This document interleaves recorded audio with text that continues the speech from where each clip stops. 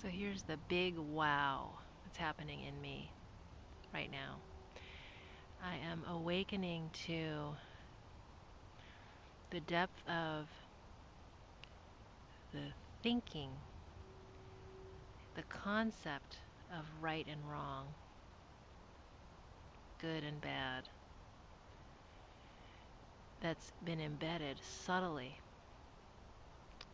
at every level of my experience so far.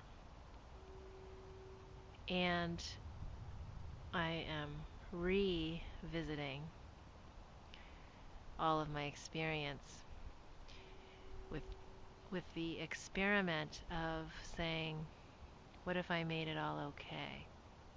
What if I forgave everything I subtly made wrong in me and therefore in others? So here's an example of where we can get caught when we don't even realize that we're subtly, very subtly, and not consciously applying a, a concept of right and wrong. In the realm of life coaching, we can easily fall into the trap of a definition that we know what a better life is or what the right way to do joy, success, fulfillment, love, whatever is, and reinforce that pattern in our clients subtly by making the new way right and the old way wrong, just because that's what the mind requires in order to change or to agree to something new. And yet, the outer might be new, but the inner pattern that gave rise to the original suffering that led to the dissatisfaction is not healed if it's still based on any concept of better, right, wrong. And I'm going to slow down because it's so pervasive and it's so subtle that I'm really breathing into all the different areas that this idea has infiltrated and making it okay. So, in my quest to be more peaceful, be more spiritual, have I had to make me wrong in my old ways in order to be safe stepping onto this new path? Did I need to subtly in my mind create a division where there was a transition from something into something that was distinct? So there was the non-spiritual and the spiritual. But is the fact of the matter is the truth that I was never not spiritual. So how could I be more spiritual when my true nature is spirit and the nature of being in a human body in a human life? And can I expand my consciousness and my love to include all of that and love it all and make it all okay, including the fact that I did create the division and I did need to make something right and wrong and have that be okay? So this is the lotus flower, the image of the unfolding of these petals, layers, many facets of this very seemingly simple practice, which came to me first as no judgment. Just one of the principles of the 9 Brahma principles is a lifetime. And I knew that, and yet the curiosity about, okay, how does this really apply? Because the instant I say no judgment, I touch all the judgment. And in each of those instances, I get to practice no judgment. And what is that really like? Beyond the words, what does it feel like? And I'm uncovering in this other way of expressing it, what does it feel like to say, it's okay? It's okay. I another aspect is, can I forgive the fact that I have not been able to forgive in the past? Can I make that okay? Or do I need to again create a pedestal to climb up on where once I forgive, I'm a better person, or once I forgive, I've figured something out, or I've accomplished something, which is a subtle right and wrong. So, am I setting up a situation where I reinforce the separation that insists on keeping certain things in the shadow in order to create light or contact light? Or can I become the light that encompasses all and can accept all that is, forgive all that is, and forgive even my inability to forgive, and have that be okay? And what happens, more importantly, here's the opening of the new imagination, the new vision, the new way of walking in the world and seeing life. What happens when I have made it all okay? What happens when I've forgiven myself for not being able to forgive? What happens when I stay with making it okay? And I don't jump into the need to make something wrong and make something right. What happens for me as I breathe and stay and feel that? How does my world change? In other words, how do I transform and therefore create a whole new world in the outer from a new, completely new internal way of being with myself? Reintegration of that which I'd put down and suppressed.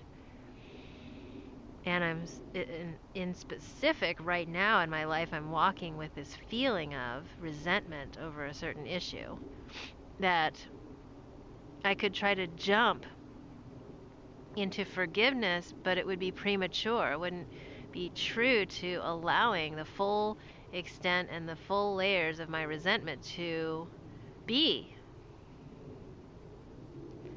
For as long as I need to be, because I am so accustomed in the past to running from it or covering it up or hiding it or swallowing it or suppressing it or pretending to make it go away so that I can make someone else feel more comfortable. And I am choosing to sit, stay, be, feel, touch, and love how I am, which is still with the resentment, and have that be okay. It's not polite, so I don't express it in its form right now, and I'm also, as I sit with it, finding expression for it that's maybe polite or not. And for me, what's being resurrected is the right and wrong that I'd set up in my own mind, my little 3-year-old mind, that I saw a lot of inappropriate displays of rage growing up because people in my life were not as inhibited in their expressions.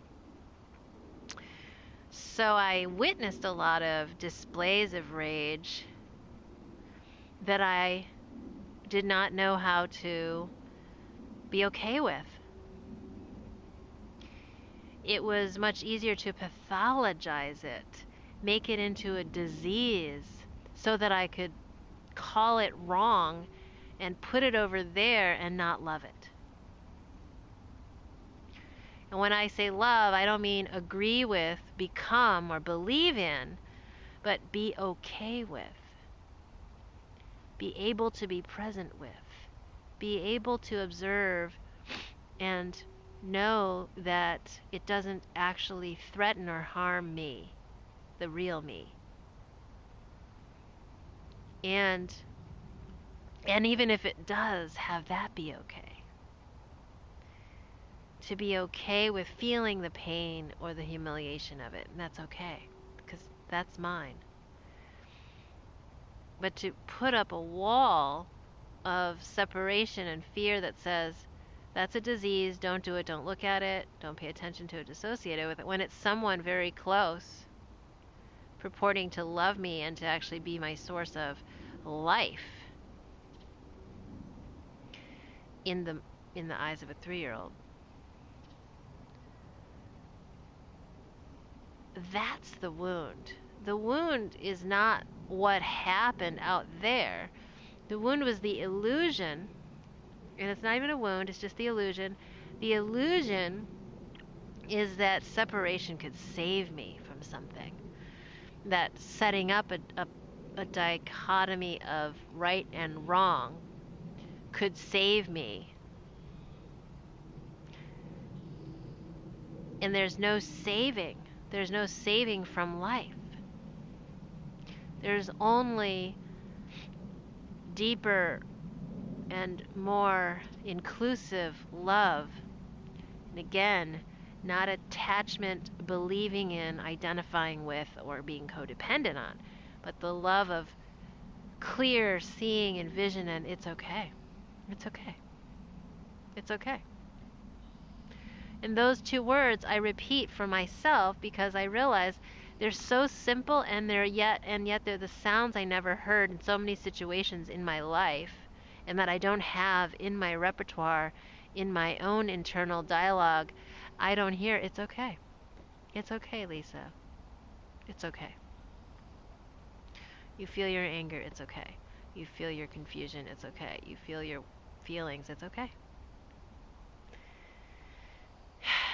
And it encompasses everything. You don't have to be afraid of it. You don't have to avoid it. You don't have to attach to it. It won't be here forever. All of that is encompassed in it's okay.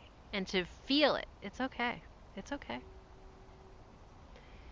And to have heard those words throughout life, I now create in my imagination through revisiting in me all the times when I didn't make it okay. I can actually recreate a totally new experience of my own childhood through adulthood by deeply feeling it's okay. In every instance that I would list now as being something where I was wronged or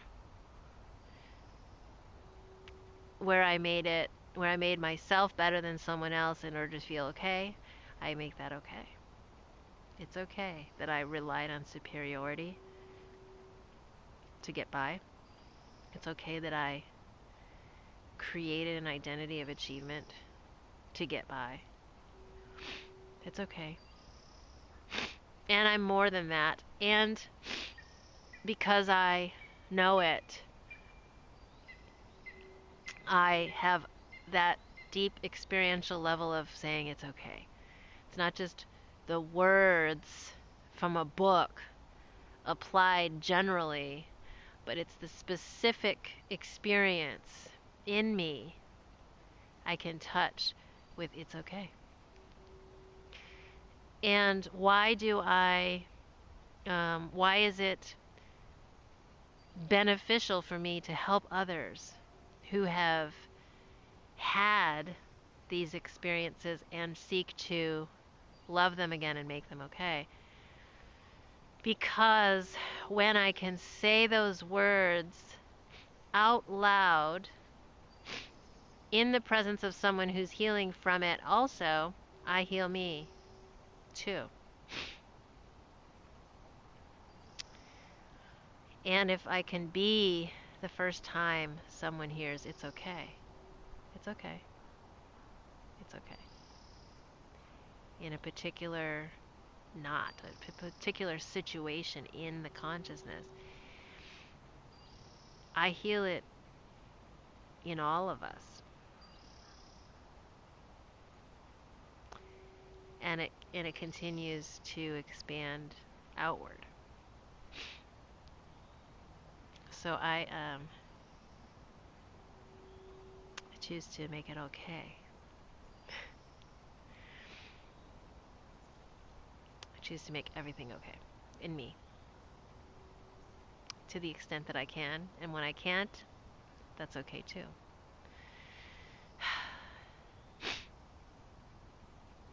It's okay. And I stay.